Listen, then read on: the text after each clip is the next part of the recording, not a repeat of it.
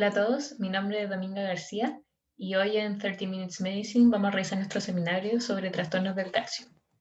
Entonces, en esta es nuestra hoja de ruta, vamos a partir introduciendo un poco el tema, principalmente revisando la fisiología del calcio.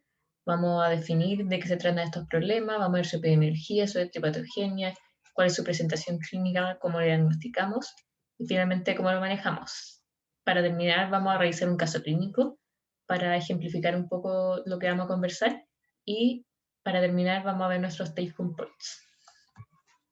Este es el perfil en una com de lo que se requiere para conocimiento de los trastornos del calcio. Entonces, a modo de introducción, el calcio tiene importantes funciones en el cuerpo tanto a nivel intracelular como a nivel extracelular. A nivel de la célula vamos a ver que otorga estabilidad y permeabilidad a la membrana plasmática, tiene un rol en la regulación enzimática, en el transporte iónico, secreciones exocrinas, endocrinas de neurotransmisores, además del crecimiento y división celular. A nivel más extracelular, tenemos que va a tener un rol importante dentro de la contracción muscular, la formación ósea y dentro de la coagulación de la sangre. Dado que tiene todas estas funciones que son tan esenciales para el organismo, es muy importante su homeostasis con límites bien precisos. Y de acuerdo a eso determinamos que una calcemia normal se considera entre 8,5 a 10,5 miligramos por decilitro. Dentro de ese calcio que tenemos en la sangre vamos a tener que más o menos la mitad de ese calcio en situaciones fisiológicas se encuentra ligado a qué? A proteínas, principalmente albúmina. La otra mitad estaría en forma iónica, ionizado, y habría un pequeño porcentaje, aproximadamente un 5%, de calcio que estaría formando complejos, principalmente con citrato o fosfato de calcio. Aquí tenemos dos puntos importantes a tener en cuenta.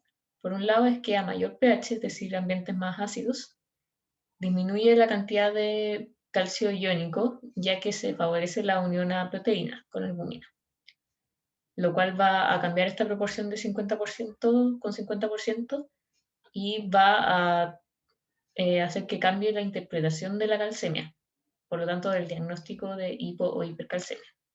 Lo mismo ocurre respecto a la albúmina, ya que si esa se encuentra disminuida, va a disminuir el calcio que está ligado, también alterando esta proporción. Por lo tanto, hay que tener en cuenta estos dos factores, la albúmina y el pH, digamos el estado ácido-base en que se encuentra en la sangre, para interpretar en forma correcta la calcemia real del paciente. Y dentro de estos rangos normales de 8,5 a 10,5 miligramos por decilitro de calcio en la sangre, tenemos tres órganos importantes que van a aportar en esta homeostasis. Por un lado está el intestino. En promedio, una dieta normal, uno consume 1 gramo de calcio al día. Además de esa ingesta, el intestino secreta 150 miligramos de calcio, pero a su vez absorbe, en situaciones fisiológicas, 350 miligramos, lo que nos da una pérdida neta de 800 miligramos a través del intestino. Por otro lado, a nivel del riñón, como buen riñón, filtra mucho y reabsorbe la mayor parte. Por lo tanto, va a filtrar 10.000 miligramos de calcio al día, reabsorbiendo 9.800 miligramos de calcio, lo que nos va a dar una diferencia de 200 miligramos, que es lo que va a ser la pérdida renal. Por lo tanto, vamos a tener una pérdida de 800 más 200 miligramos, es decir, 1 gramo de calcio al día, al igual que el consumo que tenemos diario de 1 gramo de calcio al día. Aquí nuevamente se ha representado el tema de la homeostasis del calcio, que es algo muy preciso a nivel del organismo. Y el tercer órgano que es importante dentro de esta homeostasis es el hueso, ya que este va a estar constantemente formando hueso, es decir, tomando calcio de la sangre y llevándoselo hacia el hueso, y haciendo también resorción, es decir, sacando el calcio que está en el hueso y sacándolo de vuelta a la sangre. Esto es estable, 500 miligramos y 500 miligramos de entrada y de salida, lo que nos da un balance neutro a nivel del hueso. Entonces va a haber dos importantes hormonas dentro de la homeostasis del calcio. La primera es la paratormona o PTH, que es secretada por las glándulas paratiroides. Su secreción está estimulada por la hipocalcemia a nivel de la sangre, y va a haber otros estímulos como la hipomagnesemia aguda, la hiperfosfemia, los corticoides y los estrógenos. Además va a tener ciertos factores que van a inhibir su secreción, como la hipercalcemia a nivel de la sangre, la hipohipermagnesemia crónica, la vitamina D y la calcitonina. ¿Y cuáles van a ser las acciones de la PTH cuando ésta se secreta? Va a tener acción directa sobre dos órganos, el hueso y el riñón. A nivel del hueso va a aumentar la actividad osteoclástica, por lo tanto aumentando la liberación de calcio a la sangre. Y a nivel del riñón va a aumentar la reabsorción distal de calcio, va a afectar además el fosfato y el bicarbonato disminuyendo su reabsorción proximal y va a aumentar la activación de vitamina D. Esta activación de vitamina D va a dar un tercer efecto que es indirecto del aparato hormonal a nivel del intestino, como lo vamos a revisar a continuación. Entonces, en cuanto a la vitamina D, tenemos que nosotros en la piel tenemos previtamina D, que ante la acción de radiación UV, es decir, la exposición solar, va a cambiar a vitamina D3, que es el colecalciferol, que es una vitamina D que está inactiva. Este colecalciferol requiere activación. La primera activación va a estar a cargo de la 25-hidroxilasa que se produce a nivel del hígado, quedando convertida en 25-hidroxivitamina D. Y la segunda activación va a ser gracias a la 1-hidroxilasa que se produce a nivel del riñón, quedando como 1,25 dihidroxivitamina D, también conocida como calcitriol. Esta es la vitamina D activa que va a tener sus efectos, que va a ser sobre los tres órganos que conversamos antes. Hueso, aumentando la actividad osteoclástica, riñón, aumentando la reabsorción de calcio, pero sin tener efectos sobre el fosfato como lo era en el caso de la PTH. Y en tercer lugar, aumentando la absorción de calcio a nivel intestinal. Este va a ser el efecto indirecto que hablamos antes de la PTH, ya que la PTH aumenta la activación de vitamina D, lo que va a llevar en forma indirecta al aumento de la absorción a nivel intestinal. Aquí hay un esquema resumen del New England Journal of Medicine, donde pueden volver a repasar todos estos efectos que conversamos. Entonces definamos cuáles son los trastornos del calcio, la hipo y la hipercalcemia. Lo más fácil es aprenderse cuando tenemos normocalcemia. Entonces ya lo conversamos, entre 8,5 y 10,5 miligramos por decilitro. En papers americanos y en algunos lugares en que lo miden así, también van a encontrar la definición que es por milimoles por litro, en cuyo caso el rango normal es entre 2,12 a 2,6. Y si es que estuvieran midiendo el calcio iónico, lo cual está disponible, digamos, a nivel clínico, el rango normal sería entre 1,1 a 1,3 milimoles por litro. Entonces la hipocalcemia van a ser los valores que estén bajo ese rango normal y la hipercalcemia los valores que estén sobre ese rango que consideramos normal.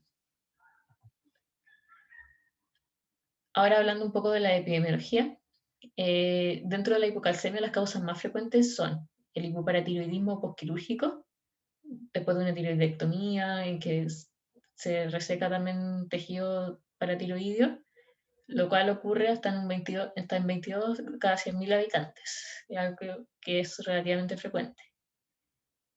Otras causas frecuentes van a ser la hipoglucemia, drogas, tales como diuréticos de asa o antiepilépticos, las transfusiones, por lo que conversábamos antes del citrato, ya que las transfusiones traen citrato y el citrato forma complejos con el calcio, por lo cual va a disminuir el calcio que importa en la sangre, por así decirlo, que es el calcio que está libre.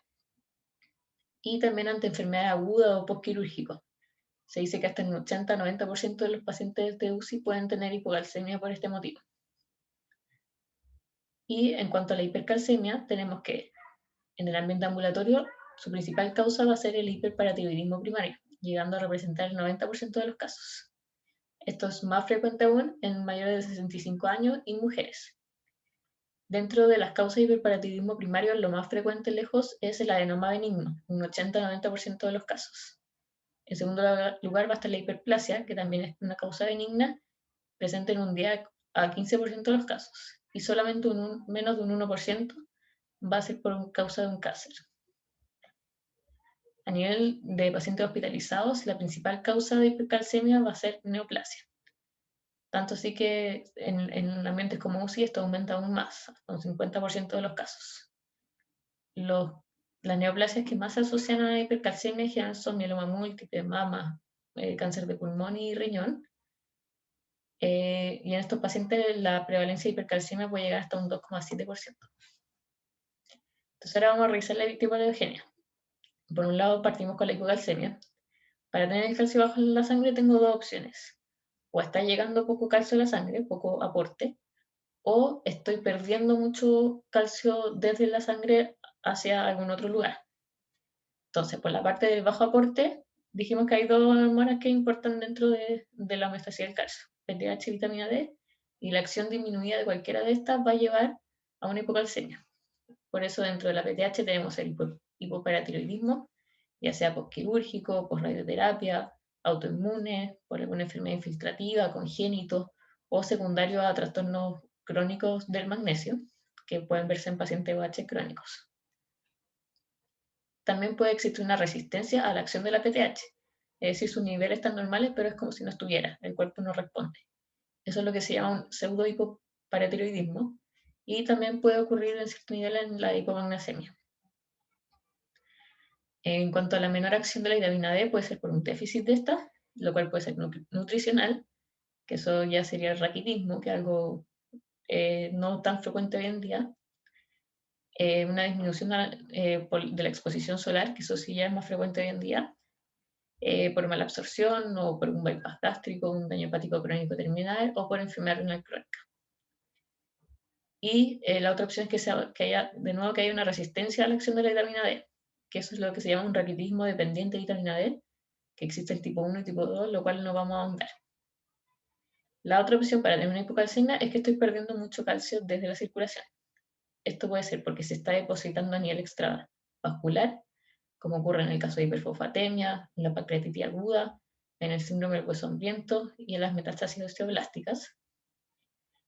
También puede ser porque hay una ligadura del calcio a nivel intravascular, que es lo que conversábamos antes, o se está uniendo mucho albúmina, como ocurre en situaciones de alcalosis respiratoria, o después una transfusión por la unión a citrato que ya conversamos. Y la otra opción es que esté perdiendo mucho a través de la orina, es decir, una hipercalciuria. Dentro de este tipo está la hipercalciuria idiopática familiar y las acidosis tubulares, principalmente la tipo 4. Aquí como dato, el síndrome de hueso hambriento es aquel que ocurre después de que un paciente tiene hiperparatiroidismo, por lo tanto va a tener una hipercalcemia, y se hace una resección quirúrgica porque tiene un adenoma paratiroideo, digamos, y en ese sentido, en ese momento, como que hay un cambio brusco en la cantidad de PTH que está circulando por el cuerpo. Y un poco lo que le pasa al hueso en esa situación es que está acostumbrado a que siempre hay alto PTH, entonces está acostumbrado a que todo el rato le estén quitando calcio, siempre está como con un déficit, siempre está pidiendo más y no se lo dan porque la PTH está alta. Entonces en el momento en que se corta de un minuto a otro esa cantidad de PTH porque hice una resección quirúrgica, el hueso dice como, oh, no tengo PTH, en este minuto voy a poder tomar todo el calcio que quiera de la sangre para traérmelo a mí al tejido óseo, y en ese momento se produce una hipocalcemia, pero que es algo transitorio. Ahora yéndonos al lado de la hipercalcemia, puede haber tres opciones. O estoy absorbiendo mucho calcio a nivel del intestino, o estoy haciendo que haya mucha resorción ósea, se está rompiendo mucho hueso, saliendo mucho calcio del hueso hacia la sangre, o hay mucha reabsorción renal de calcio. A nivel de la absorción intestinal aumentada, nuestro principal mecanismo va a ser la vitamina D, porque como vimos, esa es la que actúa directamente sobre el intestino. ¿Por qué puedo tener la vitamina D alta? Por una intoxicación, tomé muchas pastillas de vitamina D, por alguna enfermedad granulomatosa, como sarcoidosis, tuberculosis, histoplasmosis, en las cuales los macrófagos van a expresar una hidroxilasa y van a activar más vitamina D en forma independiente de la PTH, por lo cual hay un aumento como descontrolado de la vitamina D activa. Y la otra opción es que haya un linfoma. Es bien interesante el linfoma porque tiene tres mecanismos de acción por el cual lleva hipercalcemia. Por un lado, que por sí mismo secreta 1,25 de hidroxivitamina D, más o menos por el mismo mecanismo. También expresa 1-hidroxilasa, también hace que haya una activación descontrolada. En segundo lugar, porque puede producir una secreción de PTH símil, y también por mecanismos de osteólisis. En el aumento de resorción ósea, esto puede ser principalmente por aumento de la PTH, o que la PTH está normal, incluso baja, pero hay una PTH símil, es decir, una molécula que actúa igual a la PTH teniendo el mismo efecto, que se secreta en forma descontrolada. Y también puede ser por mecanismos de osteólisis directamente. Entonces aquí, por el lado del aumento de la PTH, vamos a tener el hiperparatiroidismo. Primario y terciario son los que se expresan con hipercalcemia. El primario son los que ya conversamos, adenoma, hiperplasia o cáncer, o ya una producción ectópica. Y el terciario es aquel hiperparatiroidismo que es secundario, que se vuelve tan crónico que termina determinando una autonomía de la glándula, produciéndose nuevamente una hipercalcemia secundaria al hiperparatiroidismo. La PTH símil puede ser secretada por algunos cánceres que son productores de esta molécula, como lo son los cánceres de célula escamosa, principalmente de cabeza y cuello, el cáncer de riñón, de mama, de ovario y de vejiga.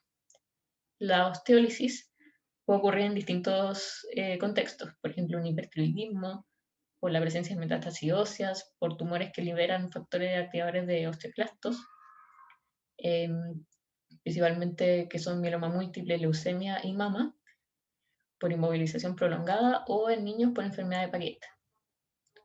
Finalmente tenemos el tema del aumento de la reabsorción renal, que eso principalmente está dado por fármacos. ¿Cuáles fármacos? Tiazidas, litio, que hasta en un 15% puede verse esto, y vitamina A. Entonces, ¿cómo se va a presentar clínicamente estos síndromes? En el caso de la hipocalcemia, vamos a tener ciertos síndromes que son más de hipocalcemia aguda, que también se correlaciona con que es una hipocalcemia más severa en cuanto a sintomatología, y la hipocalcemia más crónica. Por el lado de la hipocalcemia aguda, los síntomas que más nos preocupan y que son los que dan severidad son los síntomas neurológicos, que pueden ser parestesias, convulsiones, tetania, presencia de los signos de Chopstead y Trousseau o hasta coma. Además están los síntomas cardiovasculares, principalmente la prolongación del QT, que se puede producir un bloqueo AV, hipotensión, insuficiencia cardíaca y miocardiopatía. Por el lado de la hipocalcemia crónica, tenemos también síntomas neurológicos, pero que son más leves. Síndrome extrapiramidal, pseudotumor cerebri, depresión, trastorno bipolar, ansiedad. Dentales por alteraciones morfológicas, hipoplasia del esmalte. Oculares por cataratas, calcificación corneal, papiledema. Respiratorio, broncoespasmo y estriol laringio. A nivel renal, porque hay calciuria, va a determinar que disminuya la velocidad de filtración glomerular, va a producir que haya litiasis y nefrocalcinosis. Y a nivel de la piel puede producir alopecia y xerodermia. Aquí tenemos ejemplificados los signos que te comenté antes, el signo de Chopstead, que creo que no lo estoy pronunciando bien, y el signo de Trousseau. El primero es más sensible, pero menos específico, eso es como lo clásico que se dice. Hasta un 25% de la población sana puede tenerlo presente, y dentro de los pacientes que tienen hipocalcemia, hasta un 29% lo va a tener ausente. Por lo tanto, no es un signo que tenga tan buen rendimiento, pero que sí es más fácil de aplicar respecto a su contraparte, que es el signo de Trousseau, que es más específico, solamente el 1% de las personas sanas lo van a tener y el 94% de los pacientes con hipocalcemia lo van a presentar.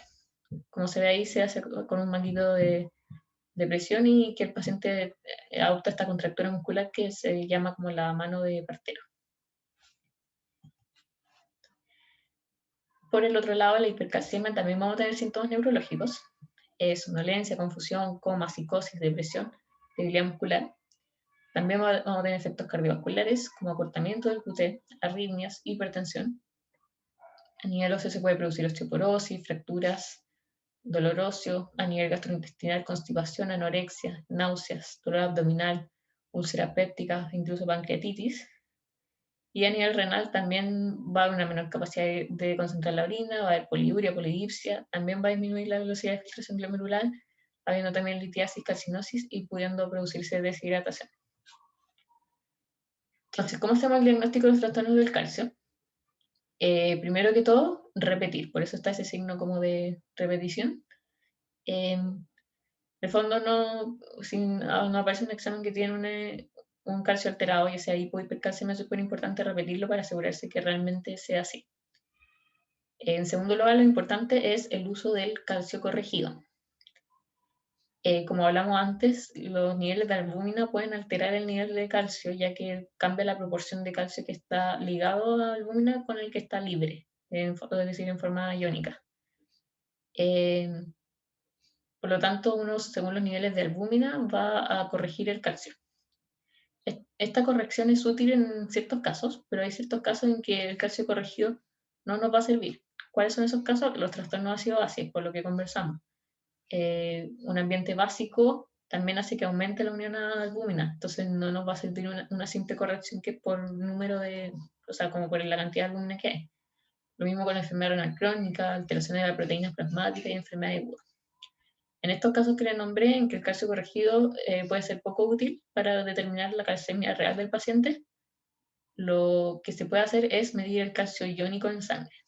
Yo ya les dije antes, algo que está disponible en la clínica, pero entonces, ¿por qué no le hacemos calcio iónico a todos? Si es más confiable en ese sentido, porque es muy fastidioso de tomar. Desde la toma de la muestra, cómo se tiene que llevar la muestra al laboratorio, cómo se procesa, es un proceso súper fastidioso. No así como el calcio normal, digamos que uno toma la calcina.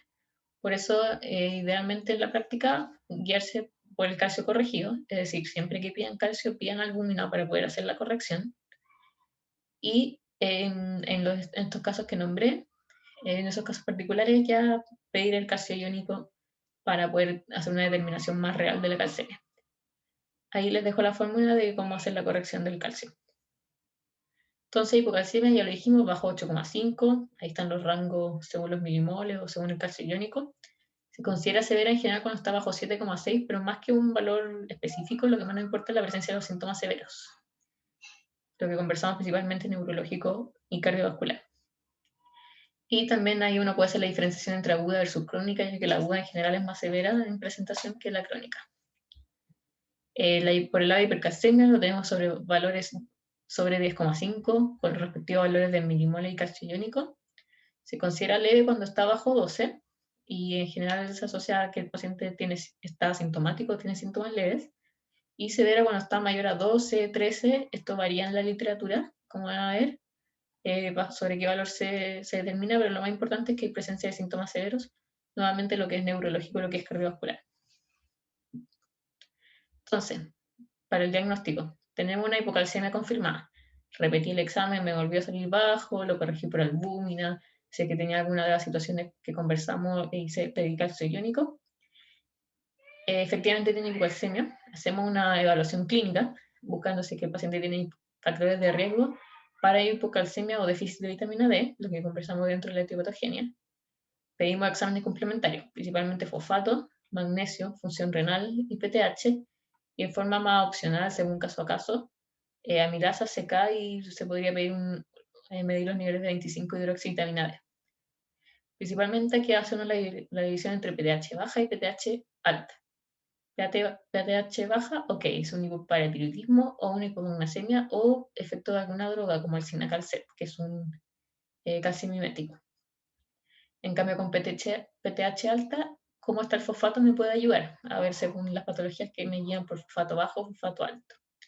No quiero entrar en mucho detalle en cada uno de por qué vamos a tener cada una de estas alteraciones. Le dejo ahí, digamos, el material, ya que considero que conversamos bastante de esto al ver la fisiología y al ver la etiopatogenia de los trastornos del calcio. Ya cuando uno entiende la fisiología, uno puede entender en mayor medida todo esto, más que aprenderse de memoria las causas. Por el otro lado, la hipercalcemia, efectivamente confirmada, la repetí, la corregí. Hago una evaluación clínica buscando factores de riesgo para hipercalcemia, para hiperparatiroidismo, que no esté consumiendo algún fármaco que cause hipercalcemia. Nuevamente pido exámenes que son similares a los exámenes de base y en forma opcional también puede ser 25 hidroxivitamina D, también se pueden incluir exámenes de orina, incluso imágenes, según cada caso. Nuevamente dividimos según PTH baja o PTH alta y nuevamente el fosfato nos va a ayudar a discernir, pero esta vez dentro de la PTH baja. Y ahí vamos a poder ver cuando sospecho una PTH símil, cuando sospecho una osteólisis, cuando sospecho un aumento de vitamina D, o cuando con PTH ya más alta, ahí ya estoy pensando en hiperparatiroidismo, ya sea primario, terciario, o su gran diferencial, digamos, que la hipercalcemia hipocalciúrica familiar. Nuevamente aquí les dejo el material para que lo revisen en conjunto con lo que conversamos de la fisiología y etiopatogenia. ¿Y cómo hacemos el manejo de la hipocalcemia? Lo que buscamos es normalizar los niveles, ¿cierto? Para minimizar los síntomas severos. Y siempre en paralelo es importante identificar las causas de hipocalcemia para lograr una terapia óptima. Por ejemplo, como medir el magnesio dentro de los exámenes como de base que uno pide, ya que eso es algo que es fácilmente corregible y que puede rápidamente sacarnos de una situación de una hipocalcemia severa. Entonces, en el caso de la hipocalcemia aguda, si es que esta es severa, de acuerdo a lo que conversamos, principalmente por los síntomas, se administra calcio endovenoso por un catéter central en la dosis que ahí está indicada. Siempre es importante ir monitorizando la calcemia, por supuesto, y electrocardiograma. Tiene que hacerse en una unidad monitorizada para tener un registro continuo. En los casos más leves se puede dar calcio vía oral y siempre es importante tratar la causa de base. Por el lado de la hipocalcemia crónica, como les dije, crónica en verdad en general se asocia a que es leve, por lo tanto uno puede dar calcio vía oral en la dosis que ahí está indicada. En los casos en que hay un hipoparatiroidismo o hay un déficit de vitamina D, también se debe administrar vitamina D, en las dosis también hay indicadas. Ojo que la vitamina D en general se da en forma inactiva. ¿En qué casos tengo que darla directamente en forma activa, es decir, la 1 como el calcitrol, digamos? Eso es cuando por algún motivo la activación de la vitamina D va a estar afectada. Y finalmente hay que dar tiazidas para prevenir que se produzca hipercalcemia. Aquí tenemos como un resumen un poco de la hipocalcemia. Los dejo para que lo revisen un poco lo mismo que conversamos. Y por el lado de la hipercalcemia, nuevamente tenemos la división entre aguda y crónica. La hipercalcemia aguda, también vamos a ver si es que es un caso más leve, moderado, en cuyo caso lo importante es dar una hidratación abundante, 2 a 3 litros de agua al día, asegurar una buena diuresis, que la dieta sea normocálcica, evitar reposo por el tema de la osteólisis y evitar también fármacos que puedan producir hipercalcemia. Y en los casos más severos, lo más importante es la valinización endovenosa. En segundo lugar, el uso de bifosfonatos o denosumab en su defecto. Uso de corticoides en algunos casos, como vamos a revisar. La calcitonina, que también no está muy disponible, pero está descrito. Y en casos ya más severos y más urgentes, diálisis. Y mientras estemos en la fase aguda, tenemos que ir controlando cada 4 a 6 horas los niveles de calcemia. En cambio, la hipercalcemia crónica, en general más leve, en general tenemos más tiempo para actuar. Lo importante es que el paciente mantenga una hidratación abundante, también una dieta normocálcica, evitar reposo, evitar fármacos que causen hipercalcemia. Y en el caso del hiperparatiroidismo primario, si es que cumple indicaciones de cirugía, el paciente tiene que operarse. Si no, ya hay otras alternativas como el uso de alendronato o calcimiméticos, que antes que les mencioné, el sinacalcet. Entonces acá tenemos también un esquema resumen del manejo de hipercalcemia. Aquí quiero destacar las indicaciones de tratamiento quirúrgico dentro del hiperparatiroidismo primario, que son las que dicen ahí. Es decir, cuando hay un calcio mayor a 11,5 o que no cumple ese rango, pero es un paciente menor de 50 años que tiene compromiso óseo o renal. Por el lado del tratamiento de emergencia de la hipercalcemia más severa, como les dije, hidratación endovenosa muy abundante, 3 a 6 litros de suero fisiológico el primer día que llega el paciente. O en casos de pacientes más cardiópatas o con neoplasia más importante, uno tiene que hacerlo en forma más lenta, pero igual en forma abundante. El uso de bifosfonatos es clave dentro de la neoplasia, ya que es clave dentro del mecanismo en que la actividad osteoclástica está aumentada. Pero también tiene efectos sobre otras patologías que tienen otros mecanismos. Se debe iniciar en forma precoz, ya que su efecto recién se ve a partir de las 48 horas. Ahí les dejo los distintos bifosfonatos que hay disponibles. El ácido zoledrónico es como el más nuevo, entre comillas, que está saliendo y que los estudios están mostrando cierta superioridad sobre los otros, así que hay que tenerlo en cuenta. De ahí les dejo también su RAM. Su mayor limitación es que no se puede usar si es que tengo un clírico de creatinina bajo 30. En esos casos no puedo usar bifosfonato.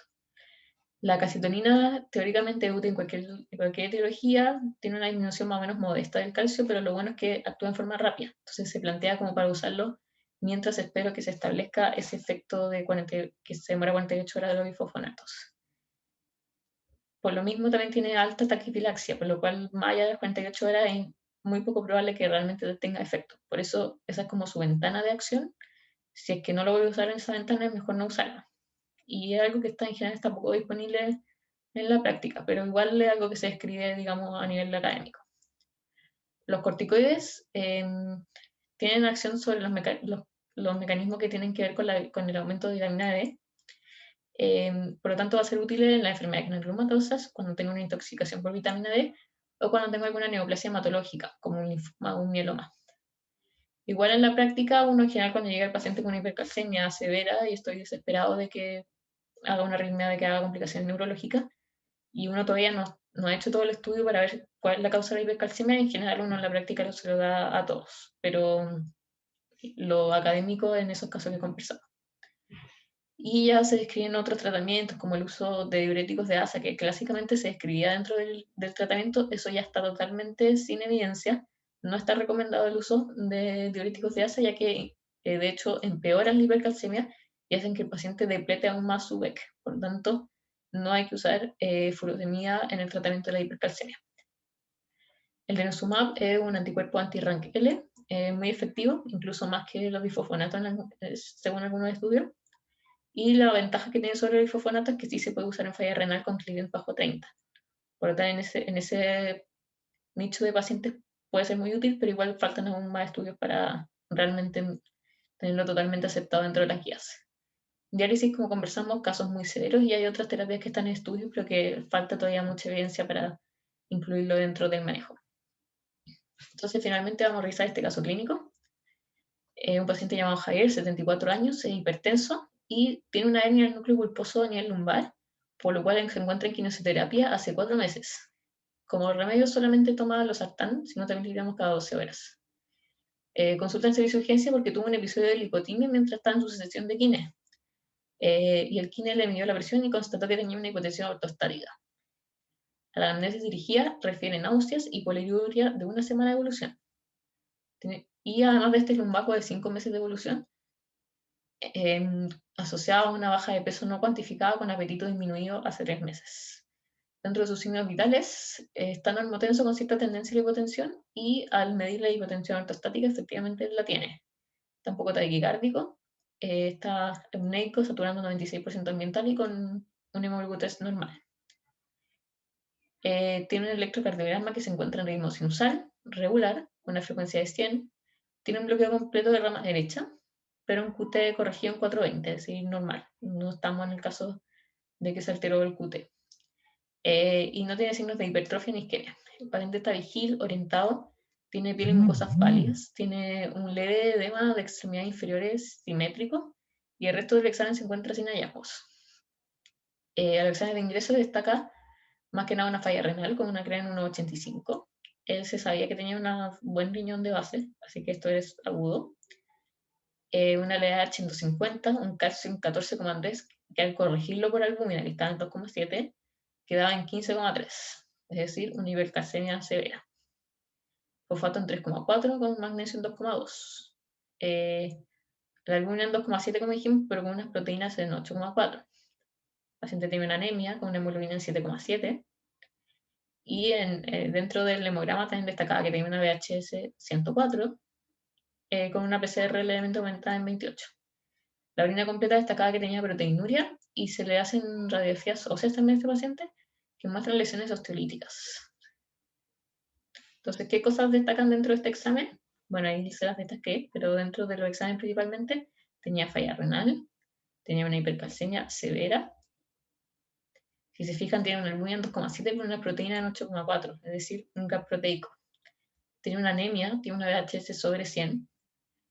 Bueno, ahí también tenía un ruló dentro del hemograma, tenía proteinuria y tenía lesiones osteolíticas en la radiografía. ¿Por qué les pongo ahí un cangrejo? Por el CRAB, ¿cierto? Aquí tenemos los 4 elementos que nos orientan a un mieloma múltiple. Por lo tanto, eso es lo que se sospecha en este paciente. Como manejo inicial, se hizo una monitorización continua en el electrocardiograma, se realizó hidratación endovenosa intensa, como lo vimos, se le administraron bifosfonatos y se le dieron corticoides sistémicos dentro del manejo inicial. Entonces, nuestros take-home points. El calcio tiene funciones esenciales en todos los sistemas básicamente del cuerpo, por lo cual requiere una homeostasis muy estricta, y sus alteraciones van a tener alto impacto a nivel de todo el organismo. En la hipercalcemia ambulatoria, la primera posibilidad de hiperparatitismo primario por adenoma, y en los hospitalizados, una neoplasia. El diagnóstico es por clínica y laboratorio. Evitar confusiones, siempre repetir el examen, corregirlo por albúmina, ver cuándo ocupo calcio iónico. El enfrentamiento requiere un entendimiento de la fisiología del calcio, más que aprenderse de memoria el esquema de PTH baja y PTH alta, fosfato. Lo que yo les aconsejo es ver bien la parte de la fisiología que conversamos al principio y con eso van a deducir la mayoría de las alteraciones. El manejo de la hipocalcemia es con calcio, oral en los leves, endovenoso en los agudos y siempre tratar la causa. Y el manejo de la hipercalcemia varía según la severidad, pudiendo requerir un manejo de urgencia, como dijimos, con hidratación endovenosa y las otras medidas que conversamos. Aquí les dejo la bibliografía, ¿no? Aquí les dejo un código QR que pueden escanear, que los va a llevar a una carpeta donde van a encontrar todos los papers que utilicé durante esta presentación. Muchas gracias.